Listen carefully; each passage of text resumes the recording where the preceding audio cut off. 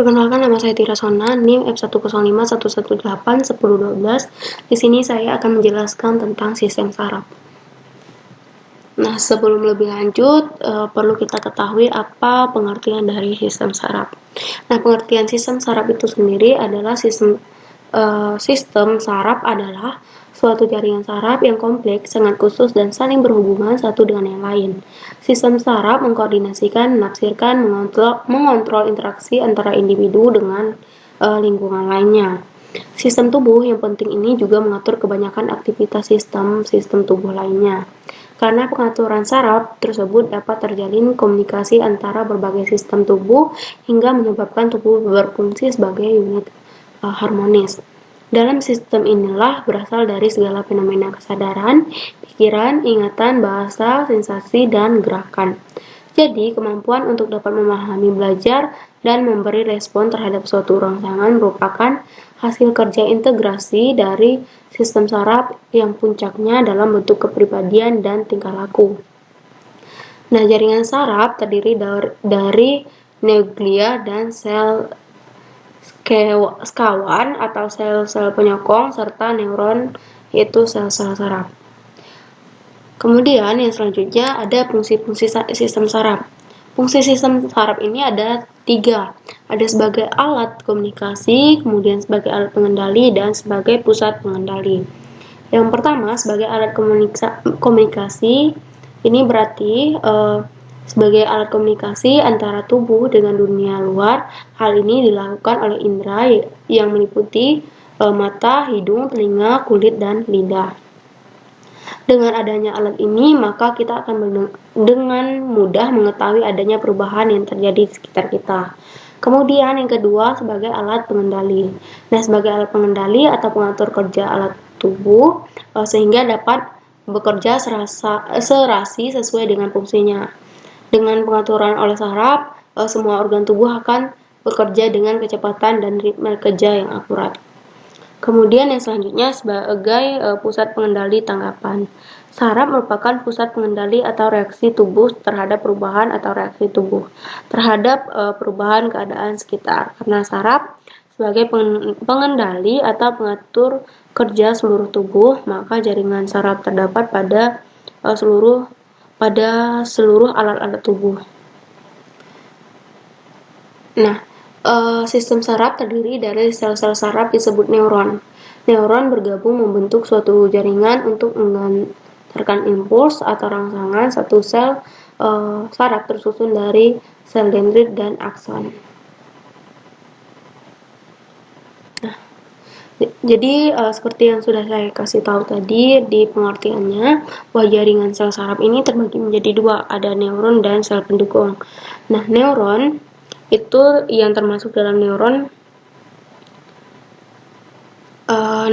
nukleus, dendrit, soma, akson, nodus Ravier, sinapsis, sel sekawan, dan selubung myelin. Ini jaringan sel saraf. Neuron adalah unit fungsional sistem saraf yang terdiri dari badan sel perpanjangan sitoplas. Nah, yang pertama, badan sel atau perikarion. Suatu neuron mengendalikan metabolisme ke seluruh neuron. Bagian ini tersusun dari komponen, yaitu satu nukleus tunggal, badan isi, dan neofibril. Kemudian dendrit ada perpanjangan sitoplas yang biasanya berganda atau pendek serta berfungsi untuk menghantar impuls ke sel tubuh.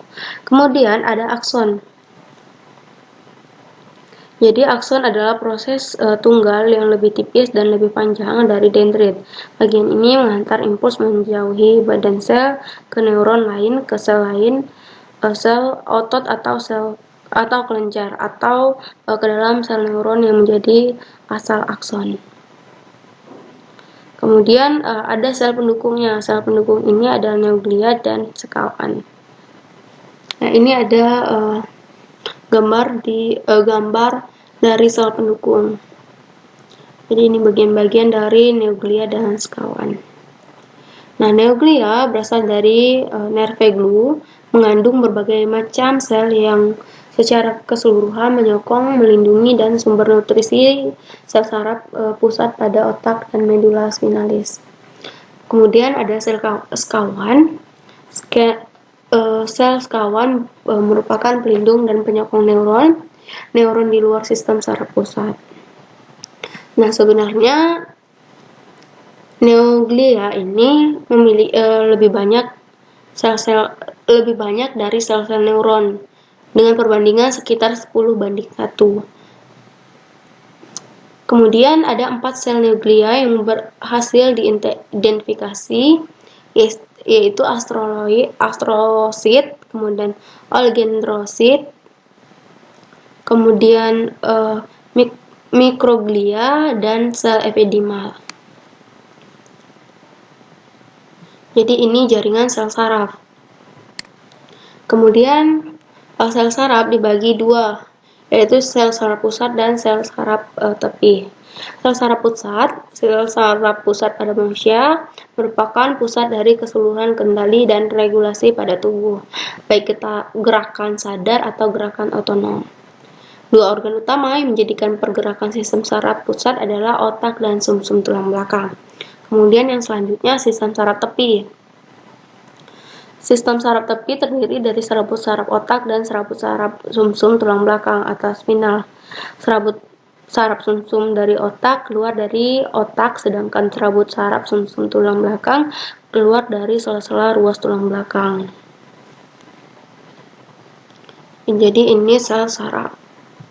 Kemudian yang selanjutnya proses kerja sistem saraf dengan konsep fisika.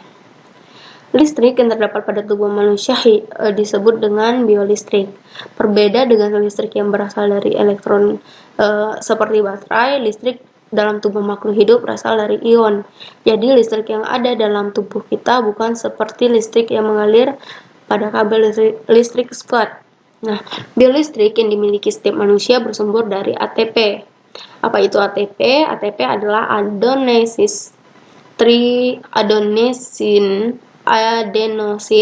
triphosphate, di mana ATP ini dihasilkan oleh mitokondria melalui proses respirasi sel.